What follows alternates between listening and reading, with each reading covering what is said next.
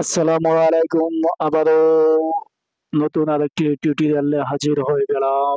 আশা করি আপনারা ভালো আছেন। আপনাদের জন্য নতুন সার্কুলার নিয়ে আসলাম। অবশ্যই ভিডিওটি ধৈর্য সহকারে দেখবেন, কেউ স্কিপ করবেন না। আর স্কিপ করলে কোথাও কিছু বুঝতে পারবেন না। ভিডিও সম্পর্কে যদি কোনো চাওয়ার থাকে অবশ্যই বলবেন।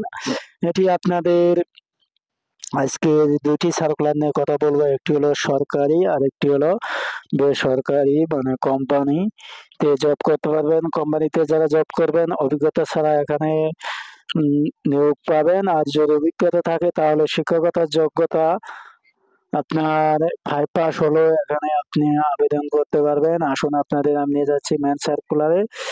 আর অবশ্যই ভিডিওটি ধৈর্য সহকারে দেখবেন। আর যারা সরকারি জব খুঁজতেছেন, ঘরে নিজ জেলাতে চাকরি করতে চান, কম প্রার্থীর মধ্যে চাকরি করতে চান এবং কম প্রার্থীর মধ্যে বাছাই পরীক্ষা দিতে চান, তাহলে তারা অবশ্যই ভিডিওটি দেখবেন। আসুন আপনাদের আমি সরাসরি নিয়ে যাচ্ছি মেন সার্কুলারে। যেখানে দেখতে পাচ্ছেন আমি সর্বপ্রথম আলোচনা করব যমুনা পেপার মিলস। এটি জরুরি নিয়োগ বিজ্ঞপ্তি। এখানে আপনাদের দেশের স্বনামধন্য ঐতিহ্যবাহী শিল্প গোষ্ঠী যমুনা গ্রুপের অন্যতম অঙ্গ প্রতিষ্ঠান যেমন যমুনা ইন্ডাস্ট্রিয়াল পার্ক, বেজুরা, মাধবপুর। এখানে আপনাদের অভিজ্ঞতা চেয়েছে। যদি আপনার অভিজ্ঞতা থাকে তাহলে আপনি এখানে 5 পাসও আবেদন করতে পারবেন। অভিজ্ঞতাদের অগ্রাধিকার বেশি দিবে। এখানে যমুনা পেপার মিলস লিমিটেডের জন্য আকর্ষণীয় বেতনে নিম্নলিখিত পদে অভিজ্ঞ এবং দক্ষ যোগ্যতা সম্পন্ন লোক নিয়োগ করা হবে। পদের নাম দেওয়া আছে, ক্রমিক নিয়ম 23 ক্যাটাগরির লোক নিয়োগ দিবে এখানে। তারপরে শিক্ষকের যোগ্যতা আছে, অষ্টম শ্রেণী পাস আছে এবং এসএসসি ইন্টার পাস হলে এখানে আবেদন করতে পারবেন এবং অনার্স থাকতে হবে। এখানে যারা ডিপ্লোমা আছেন তাদের জন্য এখানে সুযোগ আছে, বিএসসি কেমিস্ট্রি, ইঞ্জিনিয়ারিং, প্রোডাকশনে। এখানে দেখতে পাচ্ছেন অভিজ্ঞতা দেওয়া আছে। তারপরে এখানে পদের নাম দেওয়া আছে, পদ সংখ্যা কতজন নেবে এবং বিভাগ প্রোডাকশন বিভাগে নেবে 2 জন নেবে। এরপরে এখানে আপনারা পুরো সার্কুলারটি দেখে নেবেন। আমি বলতে গেলে অনেক সময় লাগবে। কোটিং সেকশনে নিবে, এখানে ভালো সংখ্যক লোক দিবে। পেপার মেশিন, এখানেও ভালো সংখ্যক লোক নিবে। স্টক প্রিপারেশন, এখানেও ভালো সংখ্যক লোক নিবে। আবেদনের ঠিকানা বলি, বিশেষ দ্রষ্টব্য পেপার মিলস এর অভিজ্ঞতা সম্পন্ন প্রার্থীদের অগ্রাধিকার দেওয়া হবে। অধিকতর অভিজ্ঞতা সম্পন্ন যোগ্য প্রার্থীদের ক্ষেত্রে শিক্ষাগত যোগ্যতা শিথিলযোগ্য। এখানে বলা হচ্ছে আপনার যদি অভিজ্ঞতা ভালো থাকে, অভিজ্ঞতা সম্পন্ন থাকে, অধিকতর অভিজ্ঞতা থাকে, তাহলে যে কাজে আপনি আবেদন করবেন সেই কাজে আপনার যদি অষ্টম শ্রেণী পাস বা পঞ্চম শ্রেণী পাস থাকে তাহলে আপনি এখানে আবেদন করতে পারবেন। আবেদনের সময় অবশ্যই পদের নাম উল্লেখ করতে হবে। আগ্রহী প্রার্থীকে পূর্ণ জীবন বৃত্তান্ত, শিক্ষাগত যোগ্যতা, অভিজ্ঞতা, নাগরিক সনদপত্র, জাতীয় পরিচয়পত্র সদ্য তোলা 3 ফুট পাসপোর্ট সাইজের ছবি ও আবেদনপত্র আগামী 31/12/2024 তারিখের মধ্যে নিম্ন ঠিকানা অথবা এই যে এখানে তাদের ইমেল দেওয়া আছে, ইমেইলের মাধ্যমে পাঠাবেন। অথবা আপনি পরিচালক মানব সম্পদ, যমুনা গ্রুপ, ফিউচার পার্ক, ক 244, কুটিল প্রগতি সরণি, বারিধারা, ঢাকা 1229। এই ঠিকানা আপনারা পাঠাতে পারবেন, সমস্যা নাই।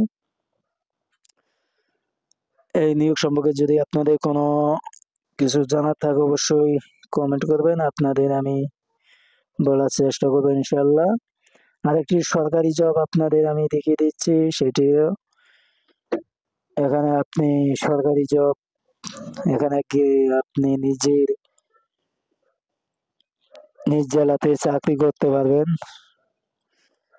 এবং এখানে দেখতে পাচ্ছেন গণপ্রজাতন্ত্রী বাংলাদেশ সরকার জেলা প্রশাসক কার্যালয়, নীলফামারী এস এ শাখা, ভূমি মন্ত্রণালয় মাঠ প্রশাসন ১-১৩ জুন ২০২৪ তারিখে এখানে ১৮ ডিসেম্বর এটি প্রকাশ করা হয়েছে। রাজস্ব প্রশাসন অধীনস্থ নীলফামারী জেলা স্থানীয় বাসিন্দাদের নিকট হতে মানে নীলফামারী জেলা যারা আছেন তারা এখানে আবেদন করতে পারবেন, অন্য জেলায় আবেদন করতে পারবেন না, প্রার্থীরা আবেদন করতে পারবেন না। ফর্ম টেলিটকের মাধ্যমে অনলাইনে দরখাস্ত আহ্বান করা যাচ্ছে। ৬ ক্যাটাগরির লোক নেবে, প্রতি পদের সংখ্যা ৫ জন করে প্রতি ক্যাটাগরির, এবং গ্রেড ১৬তম গ্রেড। এখানে ইন্টার পাস হলে আপনি আবেদন করতে পারবেন এবং সাথে কম্পিউটার বেসিক জ্ঞান থাকতে হবে। ইংরেজি বাংলা ২০টি করে শব্দ লিখতে হবে প্রতি ক্যাটাগরিতে।